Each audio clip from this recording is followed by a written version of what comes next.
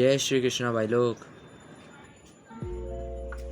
तो अभी मंडे को है केमिस्ट्री का एग्ज़ाम और मेरे पे अभी सिर्फ 3 दिन है, आज का दिन मिला है तो, मगर संडे को बहुत सारा काम है तो सिर्फ 2 ही दिन है एक हिसाब से। तो अब इन 2 दिनों में केमिस्ट्री का सारा काम ख़त्म करना है भाई। 2 दिन में केमिस्ट्री का हेलो एल्केन्स हेलो एरिन्स वाला पूरा चैप्टर करना है और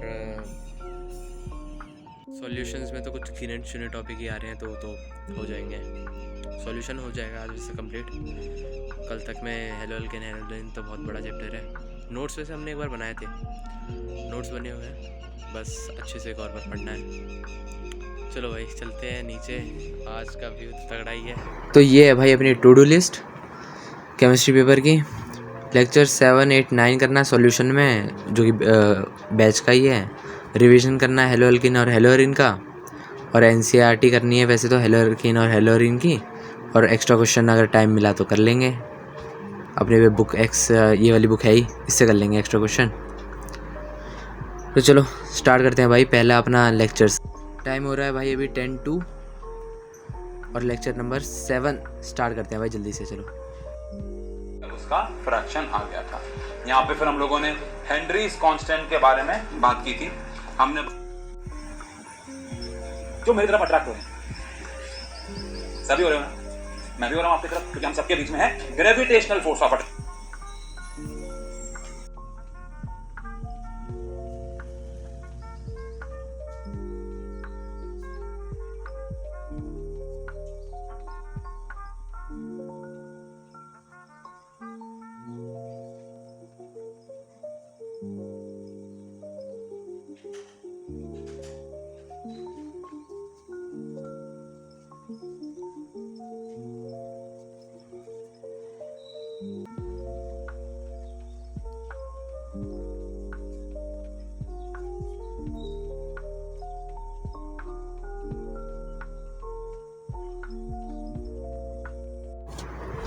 लेक्चर नंबर 7 तो हो चुका है भाई ख़त्म इसका। अब नोट्स ये बने थे कुछ, चलते हैं भाई जल्दी से बढ़ते हैं लेक्चर नंबर 8 पे। हेडिंग डाल चुके हैं, चलो स्टार्ट करते हैं भाई इसे भी। प्रेशर है वो बराबर होता है sum of pressures of each component.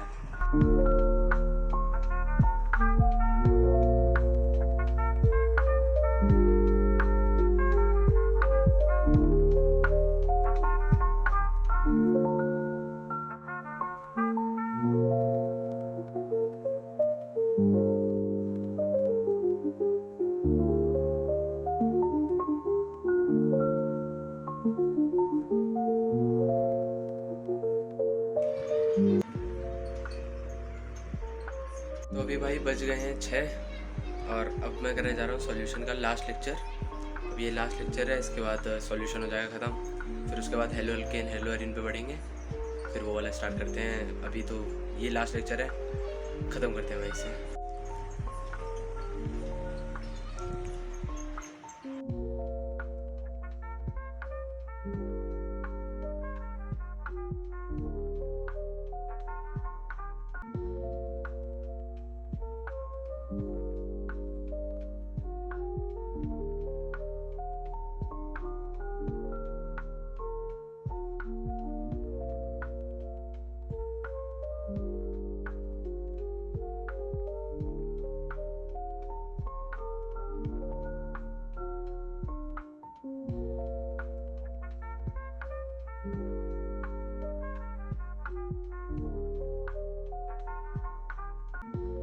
तो अपना लास्ट लेक्चर भी, जो कि लेक्चर नंबर 9 था, वो होता है भाई अभी ख़त्म। अब भाई तुम लोगों को एक बार मैं टू डू लिस्ट दिखाता हूँ, उसके क्या हाल चाल है।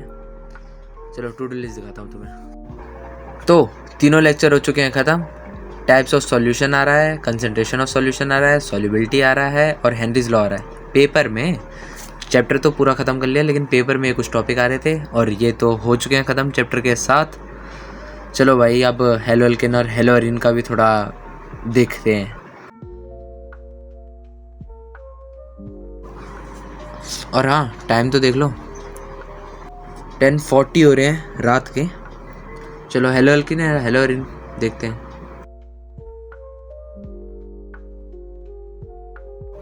तो अब भाई स्टार्ट करते हैं हेलो एल्किन हेलो एरिन।